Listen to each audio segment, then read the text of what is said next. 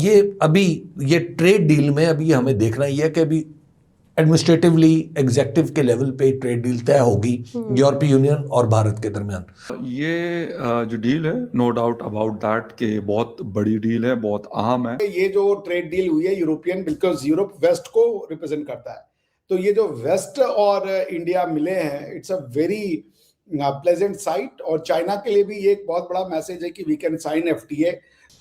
देखिए, ये तो बहुत बड़ी डेवलपमेंट है साउथ एशिया के लिए भी और ख़ुद यूरोप के लिए भी। और इसका कॉन्टेक्स्ट दरअसल अमेरिका है कि अमेरिका ने जब टैरिफ स्लैब करना शुरू किए, को जनाब मोदी जी ने ये नहीं किया, ये इन्होंने तेल ख़रीदा तो इस पे टैरिफ, उस पे टैरिफ, ग्रीनलैंड पे टैरिफ, ग्रीनलैंड के साथ दे वालों पे टैरिफ, जिन्होंने फौज भेज दी वहाँ पे टैरिफ, नेटो ने यूँ कर दिया तो नेटो के मुल्कों पे टैरिफ, रशिया से तेल लेने पे टैरिफ। हाँ, तो जब उन्होंने टैरिफ को एक हरबा बना लिया, एक हथियार बना लिया, तो उसके नतीजे में ये बिल्कुल लाजमी था, मंतकी था कि दुनिया ट्रेड का कोई दूसरा रूट ढूंढती, क्योंकि यूरोप सबसे बड़ा ट्रेडिंग पार्टनर है अमेरिका का, और अमेरिका का सबसे बड़ा ट्रेडिंग पार्टनर खुद यूरोप है, और स्ट्रेटजिक एक्चुअली ट्रेड है। वैसे तो ट्रेडिंग पार्टनर तो चाइना भी है, लेकिन अहम बात यह है कि वो स्ट्रेटजिक अलाई है। तो वहाँ पर जब ट्रेड स्ट्रेटजिक अलाइज के दरमियान नहीं हो रही, तो इसका मतलब यह है कि फिर तो यूरोप को किसी दूसरी तरफ देखना पड़ेगा, और सिर्फ ट्रेड के लिए नहीं बल्कि हिफाजत के लिए भी, अपनी सिक्योरिटी के लिए भी। तो अब हम देख रहे हैं कि पूरे यूरोप के अंदर बशमूल बरतानिया, जो अगरचे ईयू का हिस्सा नहीं है लेकिन इस वक्त उनके साथ ही अलाइंड है, वो सारे लोग, कनाडा इवन, हम देख रहे हैं कि वो चाइना के साथ भी अपने ट्रेड के मामला सेटल कर रहे हैं, और साथ साथ वो भारत के साथ भी ट्रेड सेटल कर रहे हैं। उसकी वजह यह है कि ये खुद दुनिया की बड़ी इकोनॉमीज़ हैं, तो दुनिया की नंबर 1 इकोनॉमी अगर इन्हें लिफ्ट नहीं करा रही, या किसी वजह से डोनाल्ड ट्रंप टैरिफ पे टैरिफ लगाए चले जा रहे हैं, तो इनका नेचुरल ऑप्शन सेकंड और थर्ड इकोनॉमीज़ बनती हैं। तो दूसरी इकोनॉमी, दूसरे नंबर पे इकोनॉमी चीन है, अब चौथे नंबर पे इंडिया है, और उसके बीच में अब जापान का दावा है कि वो है अभी तक। चलिए, जापान अभी कितनी देर रहता है ये भी पता चल जाएगा माफ़ कीजिएगा। तो नेचुरली जब नंबर 1 आपके साथ काम नहीं कर रहा, तो नंबर 2 और नंबर 3 के साथ आप काम करेंगे। तो लिहाजा ये तो हिस्सा हो गया ट्रेड का, लेकिन इसके साथ हमें ये जहन में रखना चाहिए कि जो ट्रेड है वो एक्चुअली जो दुनिया में इस वक्त नया एक सिस्टम या ऑल्टरनेट सिस्टम विद आप यूँ कहिए कि दुनिया में एक तरफ सिक्योरिटी का सिस्टम है जो ज़ाहिर है टॉप पे है, चाइना ने एक ट्रेड का सिस्टम भी डेवलप कर लिया है, जो दोनों सिस्टम, सिक्योरिटी सिस्टम और ट्रेड सिस्टम, ये किसी ना किसी दर्जे में ओवरलैपिंग है। जब ये ओवरलैप होते हैं तो कहीं फ्रिक्शन आ जाती है, लेकिन कहीं एक्चुअली एक दूसरे के मफादात इकट्ठे भी हो जाते हैं। अब आप जरा इस ट्रेड सिस्टम में आके देखते हैं, जो चाइना ओरिएंटेड ट्रेड सिस्टम है, और अब उसमें उस ट्रेड सिस्टम में यानी ये भी दुनिया में एक लतीफ़ा है कि जो लिबरल इकोनॉमी थी, जिसका सबसे बड़ा लंबरदार अमेरिका और यूरोप था, अमेरिका खुद उससे पीछे हट रहा है। WTO को सपोर्ट करने वाला अमेरिका था, फ्री ट्रेड को आगे चलाने वाला अमेरिका था, अब वो खुद पीछे हट रहा है, टैरिफ इस्तेमाल कर रहा है। तो दुनिया एक ऑल्टरनेट सिस्टम की तरफ जा रही है। और मज़े की बात है, चीन जो लिबरल इकोनॉमी से बहुत दूर था, कैपिटलिस्ट इकोनॉमी से बहुत दूर था, वो इसके करीब आ रहा है, जो दरअसल कम्युनिस्ट चाइना था। लेकिन एनीवे, ये लतीफ़ा हम अपनी आंखों से होते हुए देख रहे हैं जी। तो अब ये जो मफादात हैं ट्रेड के, ये तो मिल रहे हैं, लेकिन जहाँ पे ये ओवरलैप करेंगे वहाँ पे अब ऐसा लगता है कि कुछ सिक्योरिटी कंसर्न्स भी हैं, जो जैसे कनाडा के मार्क कार्नी जब आते हैं चीन में, तो वो एक बात कहते हैं कि वर्ल्ड ऑर्डर एक्चुअली ख़त्म हो रहा है।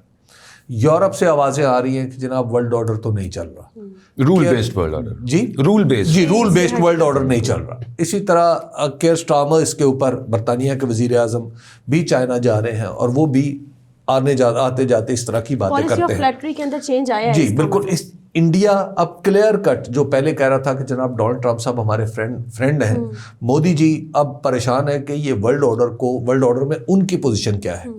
तो इसलिए एक कहीं ना कहीं किसी ना किसी दर्जे में अगर ये ट्रेड डील्स हो जाती हैं, तो कहीं इनके अंदर ये इम्कान भी पैदा हो जाएगा कि ये सिक्योरिटी और डिफेंस डील्स भी हो जाए। जैसे इंडिया और EU के दरमियान जो मामला हुआ है उसमें मुश्तरका दिफाई तैयारियां भी शामिल हैं किसी दर्जे में। साहब यहाँ पे मैं ये भी ऐड कर दूं, जो इंडिया और यूएई के दरमियान में हुआ है वो भी यही है, उसमें भी डिफेंस की साइड शामिल है। तो आपने बिल्कुल सही बात पॉइंट आउट की है कि अब डिफेंस के एस्पेक्ट को इकोनॉमी के साथ ऐड किया जा रहा है जी। तो जब ये दोनों चीजें जुड़ जाएंगी तो फिर आप यूं कह सकते हैं कि अमेरिका के जो डाउनफॉल है या as the hegemon of the world है या as the net security provider to the globe है, उसकी हैसियत कम होना शुरू हो जाएगी। और ये अभी ये ट्रेड डील में अभी हमें देखना ही है कि अभी एडमिनिस्ट्रेटिवली एग्जेक्टिव के लेवल पे ट्रेड डील तय होगी यूरोपीय यूनियन और भारत के दरमियान।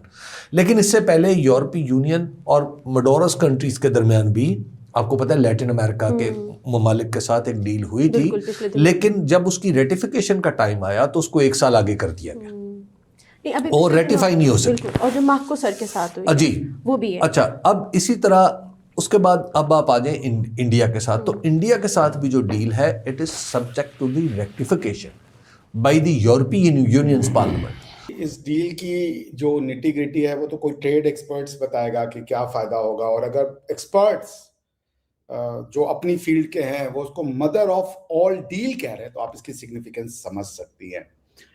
जो अब तक पब्लिक डोमेन में फैक्ट आ चुका है मैं उसको रिपीट कर देता हूँ। 25% of the world GDP which is massive, 25% का वर्ल्ड जीडीपी है, 2 करोड़ के आसपास पॉपुलेशन है, यानी कि 1.4 बिलियन या 5 बिलियन अगर इंडिया है तो बाकी के 500 मिलियन जो हैं वो आपके वो लोग हैं यूरोपियंस।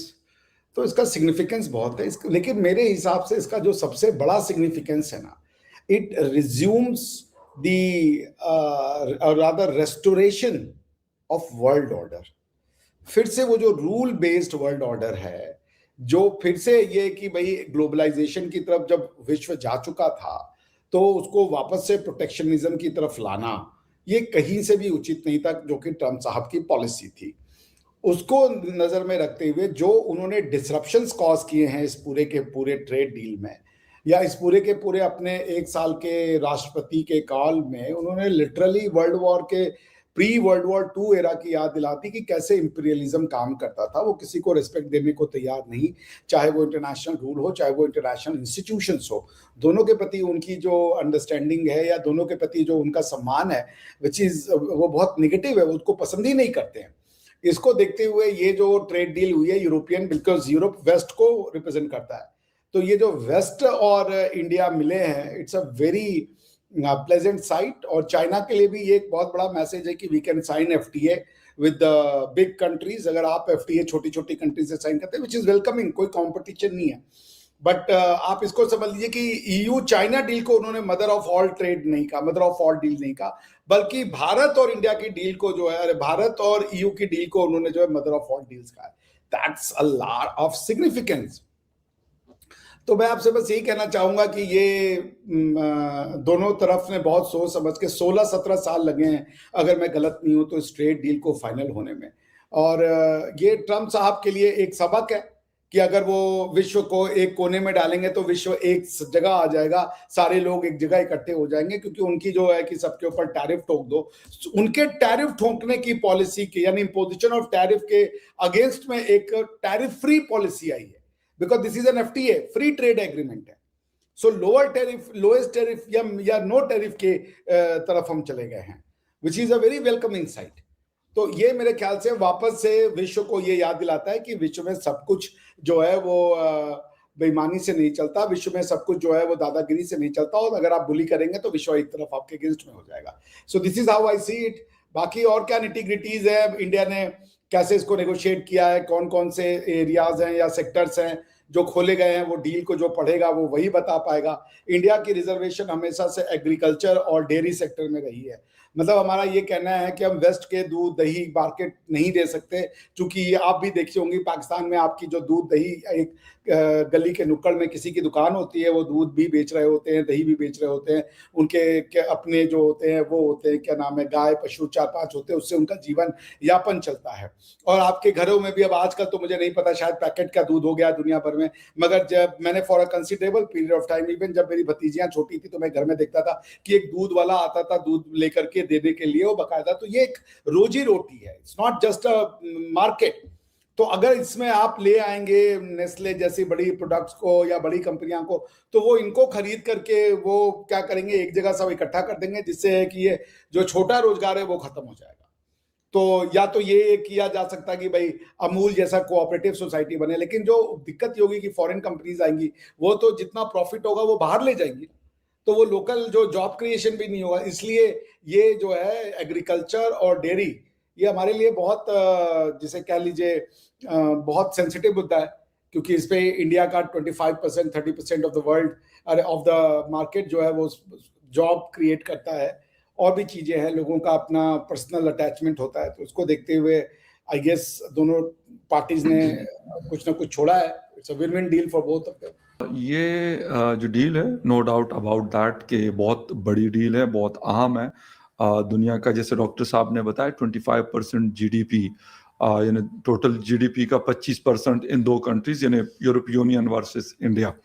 तकरीबन 2 बिलियन लोग इससे फायदा उठा सकेंगे, दोनों यानी यूरोप यूके प्लस इंडिया के 1.4 बिलियन। अच्छा, एक तो ये है 2007 में ये इस पे बातचीत स्टार्ट हुई, और अभी 2026 जनवरी में ऑलमोस्ट कोई 18-19 साल इस बातचीत में लगे इंडिया को, और ये डील कंप्लीट हुई। एक तो थोड़ा सा मैंने रात भी बात की थी एक शो में कि इंडिया टाइम लेता है चीजों पे, लेकिन लॉन्ग टर्म पॉलिसी लेकर चलता है।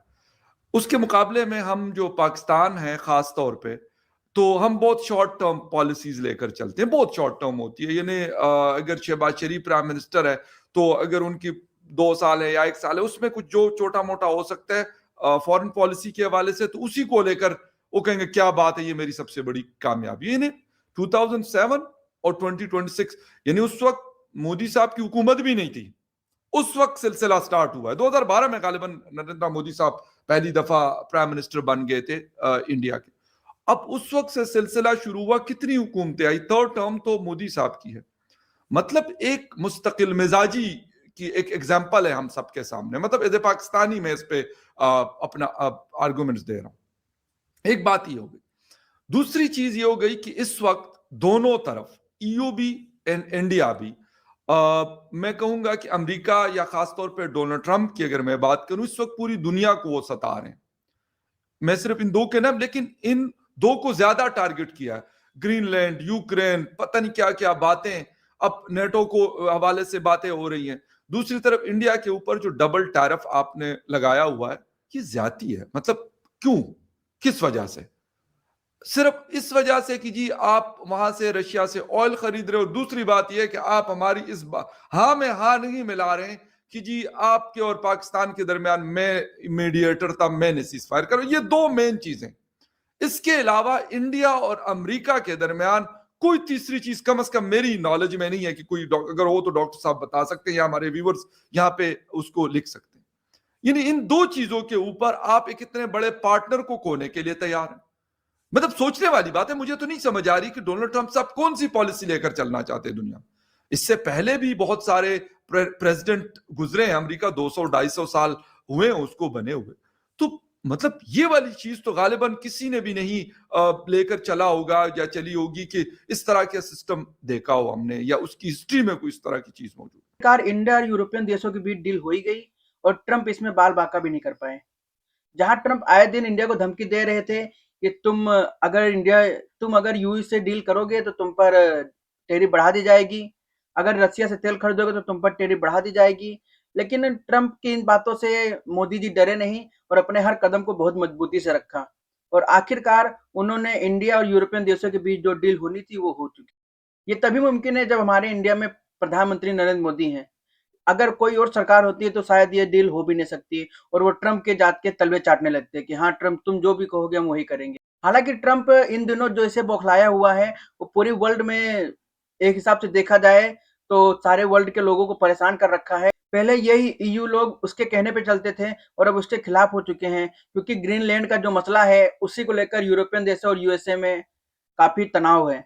और इसके बाद यूए ने उसके बाद ईयू ने सबसे बड़ा मार्केट ढूंढा इंडिया का और इंडिया के साथ ये डील कर डाली। इस डील से इंडिया को काफी फायदा होने वाला है, हालांकि यूरोपियन देशों को भी काफी फायदा होने वाला है और इससे दोनों देश बहुत मजबूत होंगे। बस ऐसे ही धीरे धीरे चलता रहा तो एक दिन अमेरिका सिर्फ नाम का हो जाएगा। वही अमेरिका जो एक ऑर्डर देता था और सारे देश उसके इशारे पे नाचते थे, लेकिन अब धीरे धीरे अमेरिका का रोब खत्म हो रहा है और ट्रम्प जैसे राष्ट्रपति अगर अमेरिका में रहेंगे तो बहुत जल्द अमेरिका का नामो निशान भी मिट सकता है। बाकी आपकी क्या राय है, अपनी राय कमेंट बॉक्स में जरूर लिखें। वीडियो अगर अच्छी लगे वीडियो को लाइक करें, शेयर करें, चैनल को सब्सक्राइब करें। जय हिंद, जय भारत।